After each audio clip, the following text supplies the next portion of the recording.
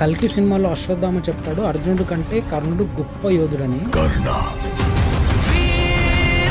ఈ cinema release అయిన తర్వాత అర్జున వర్సెస్ కర్ణ అనే డిబేట్ చాలా ఎక్కువ పెరిగిపోయింది. అందరూ కామెంట్ సెక్షన్ లో కొట్టుకుంటున్నారు పూర్త కర్ణుడు గొప్ప అంటే కర్ణుడు గొప్ప అని. ఈ సినిమాలో చూపించింది ఏంటంటే అర్జునుడు బాణం వేసినప్పుడు కర్ణుడి రథం 10 అడుగులు వెనక్కి వెళ్తుంది.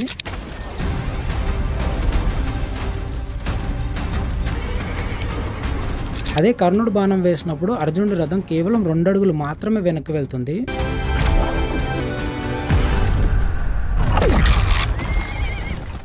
అప్పుడు అర్జునుడు, చూసావా మాధవ, మన రథం కేవలం 2 అడుగులు మాత్రమే వెనక్కి వెళ్ళింది, అదే కర్ణుడి రథం 10 అడుగులు వెనక్కి వెళ్ళిందని అంటాడు. అప్పుడు కృష్ణుడు, ఓ ధనుంజయ, నీ రథం అగ్నిదేవుడి వరం, నీ రథం పైన నేనున్నాను, ఇంకా నీ రథం ధ్వజం పైన స్వయాన హనుమంతుడున్నాడు,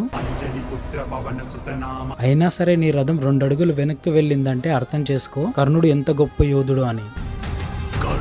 ఇదిగో చూడండి, ఈ సంఘటన అయితే వ్యాస భారతంలో అయితే లేదు, కానీ మహాభారతంలో కృష్ణుడు కర్ణుడిని ప్రశంసిస్తాడు, కృష్ణుడు దుర్యోధనుని కూడా ప్రశంసిస్తాడు, కృష్ణుడు ప్రతి ఒక్క వీర యోధుడిని ప్రశంసిస్తాడు. కానీ దాని అర్థం ఇది కాదు ప్రతి ఒక్క వీర యోధుడు అర్జునుడు కంటే గొప్పోడని. మీరు సినిమాల్లో సీరియల్స్ లో చూపించే కల్పిత భారతం కాకుండా వ్యాస భారతం చదివితే మీకు నిజం ఏంటో తెలుస్తుంది. మీరు విరాట పర్వం చదివితే క్లియర్ గా అర్థమవుతుంది. అందులో అర్జునుడు ఒక్కడే కౌరవులందరినీ ఓడిస్తాడు. అందులో భీష్ముడు, కర్ణుడు కూడా ఉంటాడు. వ్యాస భారతంలో కర్ణుడి క్యారెక్టర్ అంత ఐడియల్ క్యారెక్టర్ ఏం కాదు, సినిమాల్లో సీరియల్స్ లో గ్లోరిఫై చేసి చూపించేంత. సినిమాలు సీరియల్స్ చూసి అదే నిజం అని నమ్మడం మానేసి ఫస్ట్ వ్యాస భారతం చదవండి.